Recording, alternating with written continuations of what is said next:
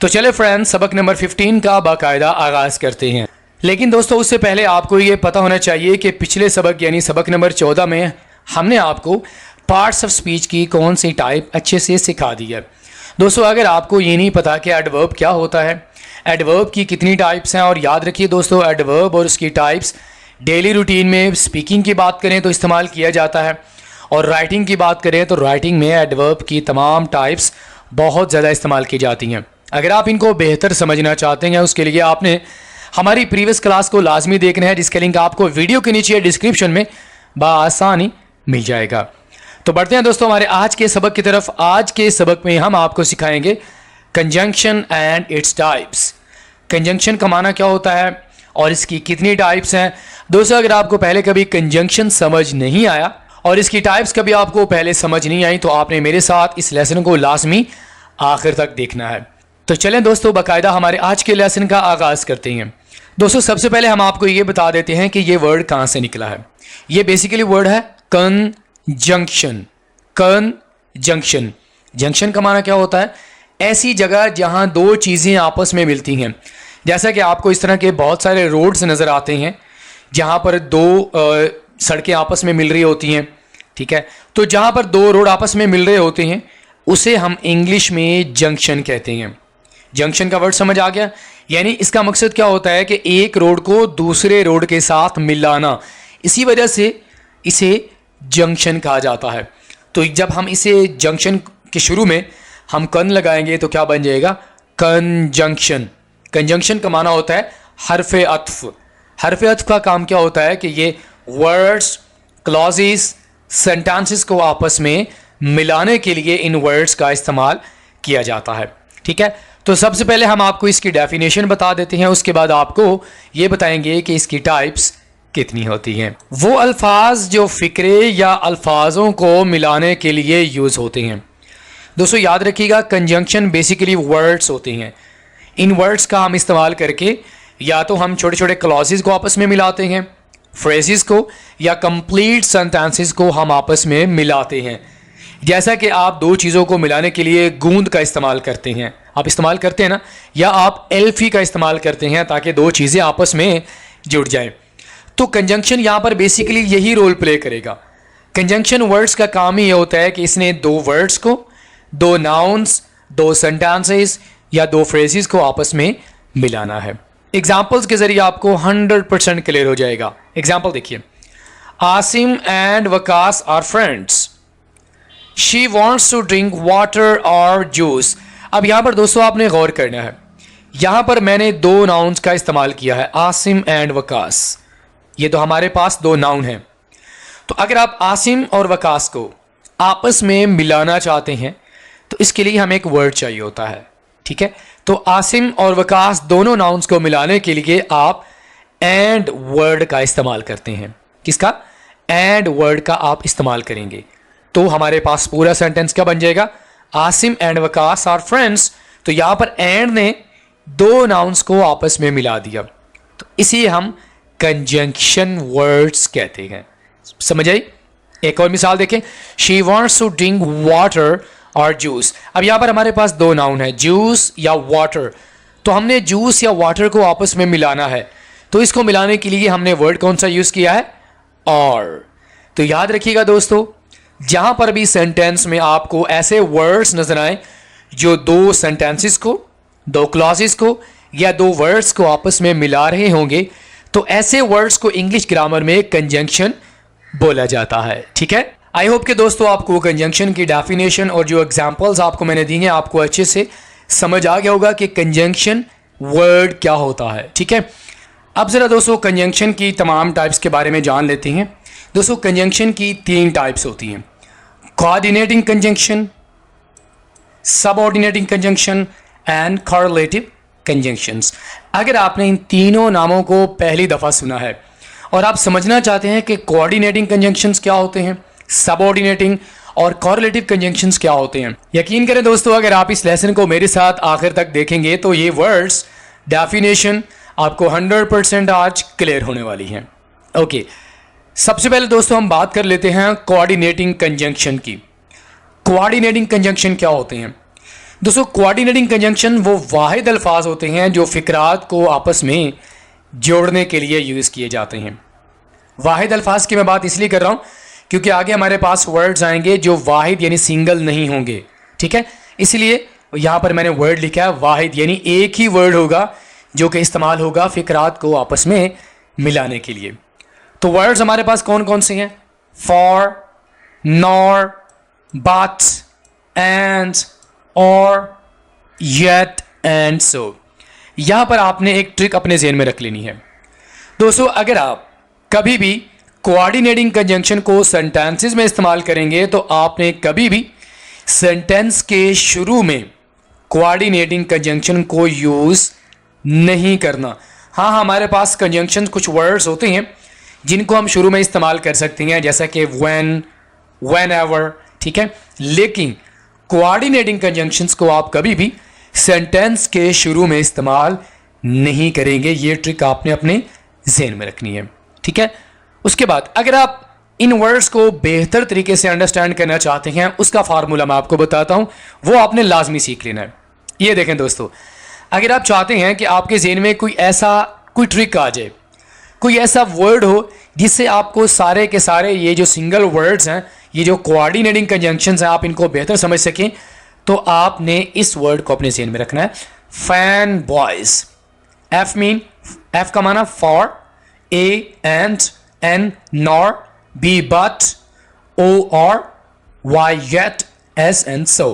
तो अगर आप कोऑर्डिनेटिंग कंजंक्शंस को अच्छे से समझना चाहते हैं, आपने बस फैन बॉयज वाला फॉर्मूला अपने ज़हन में रख लेना है। ओके, अब जरा एग्जांपल देख लेते हैं ताकि और भी अच्छे तरीके से इसको अंडरस्टैंड कर लें। उसे चाय और सेब पसंद हैं। He likes T and Apple. यहां पर टी और एप्पल को किसने मिलाया है? एंड वर्ड ने, ठीक है। मैंने आपके लिए एक नई कार खरीदी है। I have bought a new car for you. For you, यहां पर कार और यू को आपस में फॉर मिला रहा है, ठीक है। ना वो अच्छी है ना उसकी दोस्त। Neither she is good nor her friend. अब यहां पर नॉर जो है हर फ्रेंड को पीछे वाले सेंटेंस के साथ मिला रहा है। मैं जाना चाहता हूं लेकिन मैं मसरूफ हूं। I want to go but I am busy. But I am busy, तो आई एम बिजी को आई वॉन्ट टू गो के साथ किसने मिलाया है? बट ने मिलाया है।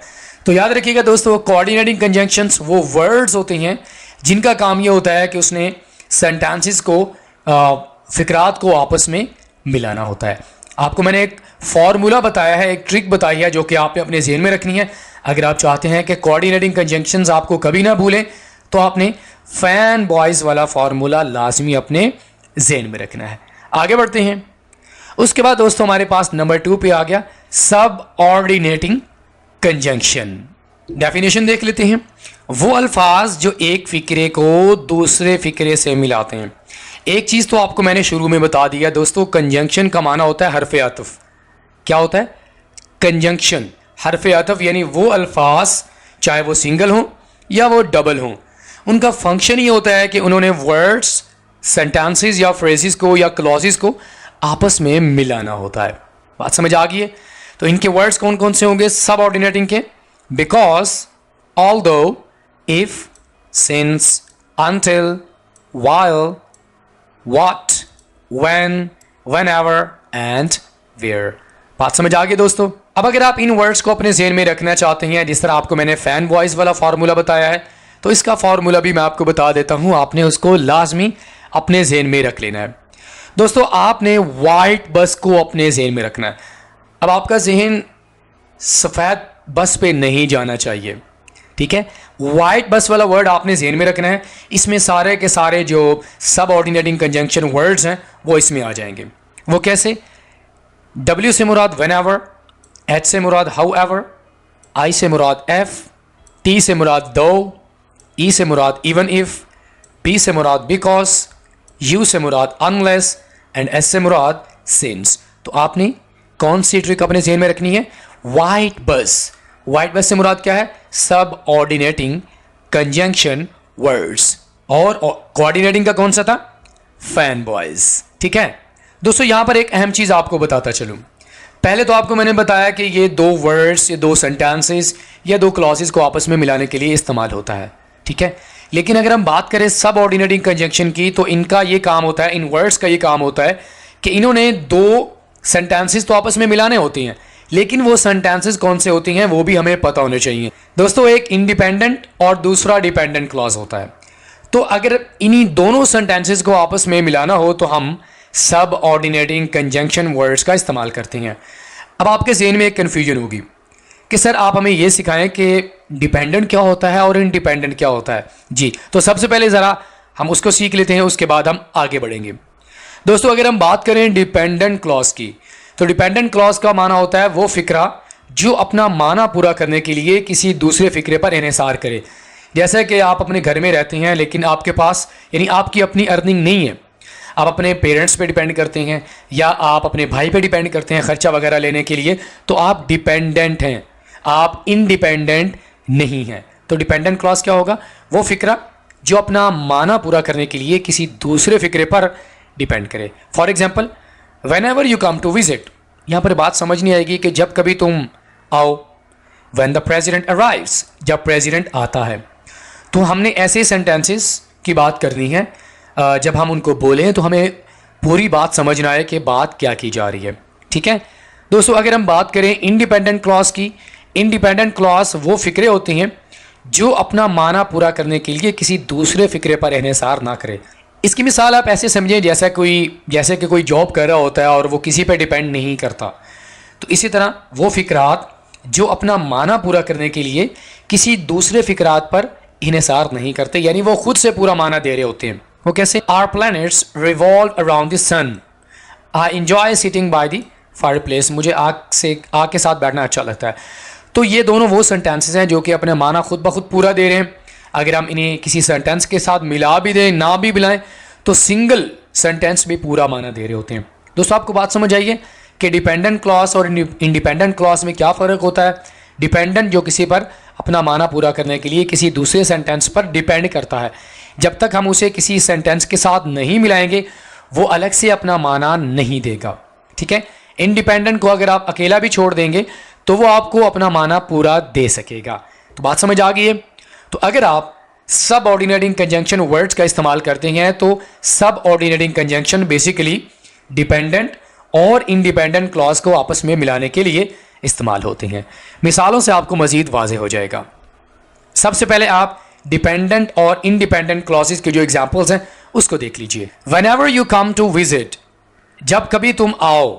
मीट मी एट होम, तो यहाँ पर देखिए हमने क्या कहा, whenever you come to visit, जब कभी तुम आओ। तो हमें बात पूरी समझ नहीं आ रही थी इस पूरे के पूरे सेंटेंस की, लिहाजा हमें इस सेंटेंस को किसी दूसरे सेंटेंस यानी जो कि इंडिपेंडेंट होगा उसके साथ हमने लास्ट में मिलाना है। ठीक है, whenever you come to visit meet me at home, मुझे भी घर पर मिल लेना। व्हेन द प्रेजिडेंट अराइव्स, जब सदर आता है तो क्या होता है, हर कोई उसे खुशामदीद करता है यानी उसे वेलकम करता है। Although he is poor, although ये बात आपको मैं पहले भी बता चुका हूँ, कुछ ऐसे कंजंक्शन होते हैं जिनको हम सेंटेंस के शुरू में इस्तेमाल करते हैं। Although he is poor but he is very generous. Okay, after I leave work I will stop at the grocery store. तो दोस्तों यहाँ पर एक हमारे पास सेंटेंस इंडिपेंडेंट है और एक डिपेंडेंट है। मुझे उम्मीद है कि आपको समझ आ गया होगा कि डिपेंडेंट और इंडिपेंडेंट क्लॉजेज में क्या डिफरेंस होता है। अब जरा हम एग्जाम्पल देख लेते हैं जी सब ऑर्डिनेटिंग कंजंक्शन वर्ड्स की। Before he contacted me I was going to call him, आपको मैंने बताया था ना कि कुछ कंजंक्शन शुरू में इस्तेमाल होते हैं। बिफोर ही कॉन्टैक्टेड मी, इससे पहले कि वो मुझे रब्ता करता। अब अगर हम इस सेंटेंस को लें, ही कॉन्टैक्टेड मी सिर्फ, यानी अगर हम इसी सेंटेंस को लें तो ये हमें माना पूरा दे रहा है। अगर इस सेंटेंस को हम अकेला छोड़ देंगे तो ये बिल्कुल आपको पूरा माना देगा। लेकिन जब हमने इसके शुरू में लगा दिया बिफोर, तो ये डिपेंडेंट क्लॉज बन गया। ठीक है, तो अब जब तक हम इस सेंटेंस को किसी दूसरे सेंटेंस के साथ नहीं मिलाएंगे ये अपना माना पूरा नहीं देगा। Before he contacted me I was going to call him. Okay, he explained how he completed it in a few days. How he completed it in a few days, तो बात समझ नहीं आएगी कि कौन सा काम। ठीक है, he came to work although he felt sick, दरम्यान में भी और शुरू में भी आप इसको इस्तेमाल कर सकते हैं। Call me after you arrive, after you arrive at the station. After you arrive at the station, ये हमारे पास क्या है, डिपेंडेंट क्लॉज है। आई लव किटन्स, ये पूरा सेंटेंस है, ठीक है। Because they are so cute, because they are so cute ये डिपेंडेंट क्लॉज है। I have been a dancer ये पूरा का पूरा माना दे रहा है। Since I was young, since I was young ये डिपेंडेंट क्लॉज है। तो दोस्तों आपको मैंने यहाँ पर दो चीज़ें सिखाई हैं। एक तो आपको मैंने ये बताया कि सब ऑर्डिनरी कंजंक्शंस की जो वर्ड्स होते हैं उनका इस्तेमाल करके आप कैसे सेंटेंसेस बना सकते हैं। ट्रिक भी आपको मैंने बता दी है। ट्रिक आपने कौन सी याद रखनी है? वाइट बस वाली। नंबर 2 आपको मैंने ये बताया कि सब ऑर्डिनरी कंजंक्शन वर्ड्स का इस्तेमाल हम करते हैं किसको मिलाने के लिए? दो सेंटेंसेस को। वो दो सेंटेंसेस कौन से होते हैं? Dependent and independent clause. तो डिपेंडेंट और इंडिपेंडेंट क्लॉजेस के बारे में भी आपको मैंने अच्छे से सिखा दिया है। दोस्तों लास्ट में हमारे पास आ जाता है कॉरलेटिव कंजंक्शन। क्या? कॉरलेटिव कंजंक्शन। इसकी डेफिनेशन देख लेते हैं। अल्फाज के जोड़े जो दो मुख्तलिफ फ़िक्रात को आपस में मिलाने के काम आते हैं। आपको मैंने पीछे सिखाई हैं दो टाइप्स। उनमें जो वर्ड्स होते हैं वो सिंगल हैं, ऑल्दो, इफ, बट, एंड। लेकिन दोस्तों अगर हम बात करें कॉरलेटिव कंजंक्शन की तो इसमें वर्ड्स सिंगल नहीं होंगे बल्कि क्या होंगे? पेयर होंगे। मिसालें देख लें आपको समझ आ जाएगा। ईदर और, नीदर नॉर, इस तरह के वर्ड्स आपने बहुत सारे देखे होंगे। Both and, as so and, whether और। तो इस तरह के आपको वर्ड्स बहुत ज़्यादा नज़र आते हैं स्पीकिंग के दौरान और राइटिंग के दौरान। इन वर्ड्स का बहुत ज़्यादा इस्तेमाल किया जाता है। तो जहाँ पर भी आपके सामने दो वर्ड्स आएंगे किसी भी सेंटेंस में तो आपका माइंड फ़ौरन जाना चाहिए कि कौन से वर्ड्स हैं? कॉरलेटिव कंजंक्शन। मिसालें देख लेते हैं, मज़ीद आपको वाज़े हो जाएगा। लेकिन उससे पहले आपने एक ये ट्रिक अपने ज़हन में रख लेनी है, क्योंकि मैं आपको हर एक जो कंजंक्शन की टाइप है उसकी मैं आपको ट्रिक बता रहा हूँ। आपने उस ट्रिक को फॉलो करना है अगर आप बेहतर तरीके से और इजीली इन वर्ड्स को और इस टाइप को अच्छे से समझना चाहते हैं। दोस्तों कॉरलेटिव कंजंक्शन को अगर आप याद करना चाहते हैं तो इसकी ट्रिक ये है कि हमेशा जोड़े में पाए जाते हैं। अगर हम इसमें से किसी एक वर्ड को हटा देंगे तो दूसरा बेमानी बन जाता है। मिसाल देखें, नॉट ओनली बट ऑल्सो, ये है कॉरलेटिव कंजंक्शन। अब यहाँ पर अगर हम सिर्फ नॉट ओनली का इस्तेमाल करें बट ऑल्सो को हटा दें तो नॉट ओनली इसका कोई माना नहीं बनेगा। इसी तरह ईदर को हटा दें और को इस्तेमाल करें तो बेमाना हो जाएगा। वेदर का इस्तेमाल करें और का इस्तेमाल ना करें तो ये भी बेमाना हो जाएगा। नीदर का इस्तेमाल करें, नॉर का इस्तेमाल ना करें तो अकेला जो है वो माना नहीं दे सकता। तो बात आपको समझ आइए। जब भी ये वर्ड्स आएंगे ये हमेशा पेयर में आएंगे। इन दोनों वर्ड्स का आपने इस्तेमाल करना है। आपने ऐसे कहना है ईदर और, वेदर और, नीदर नॉर। अकेले आप इन वर्ड्स का इस्तेमाल नहीं करेंगे, ये हमेशा पेयर में आएंगे। मिसालें देख लेते हैं, मजीद आपको समझ आ जाएगा। Either you or I go there. अगर यहाँ पर हम लगाएं ईदर यू, आगे हमने बोला आई गो देयर तो बात सही समझ नहीं आएगी, बेमानी बात हो जाएगी। या तो आप या मैं वहां जाऊं। Either you or I go there. Neither she nor he likes the juice. ना वो और ना ही उसे जूस पसंद है, यानी ना लड़की को जूस पसंद है ना लड़के को जूस पसंद है, ठीक है। Whether to stay here for dinner और गो समवेयर एल्स। चाहे रात के खाने के लिए यहाँ रहना है या कहीं और जाना है। वेदर और दोनों पेयर में आ रहे हैं, ठीक है। He not only speaks English but also French. वो न सिर्फ अंग्रेज़ी बल्कि फ्रांसीसी भी बोलता है। दोस्तों आपको समझ आ गया कि किस तरह आपने कॉरिलेटिव कंजंक्शन के जो वर्ड्स हैं उनको आपने पेयर में यूज़ करना है, ठीक है। तो बस अपने जहन में एक चीज़ को रखिएगा दोस्तों, अगर आप इन तीनों टाइप्स को बेहतर तरीके से अंडरस्टैंड करना चाहते हैं, आपको जो मैंने फार्मूला बताया है, जो आपको मैंने ट्रिक बताई है, अपने जहन में रखें। सबसे पहले टाइप को अगर आप अंडरस्टैंड करना चाहते हैं तो आपने फैन बॉयज़ को अपने जहन में रखना है, फैन बॉयज़। नंबर 2 पे आपने किसको रखना है? वाइट बस को, वाइट बस। और कॉरिलेटिव कंजंक्शन को अगर आप बेहतर समझना चाहते हैं तो आपके जहन में एक चीज़ लाजमी आनी चाहिए कि ये हमेशा पेयर में आएंगे, जोड़े में इस्तेमाल होंगे सेंटेंस में। अगर इनमें से किसी एक को हम हटा देंगे तो बेमाना हो जाएगा, आप उसे कभी भी इस्तेमाल नहीं कर सकते। ऑलराइट फ्रेंड्स, इसी के साथ ही आज का हमारा सबक नंबर 15 यहीं पे मुकम्मल होता है। दोस्तों आपसे मुलाकात होती है नेक्स्ट किसी और लेक्चर के साथ। टिल देन अल्लाह हाफिज़।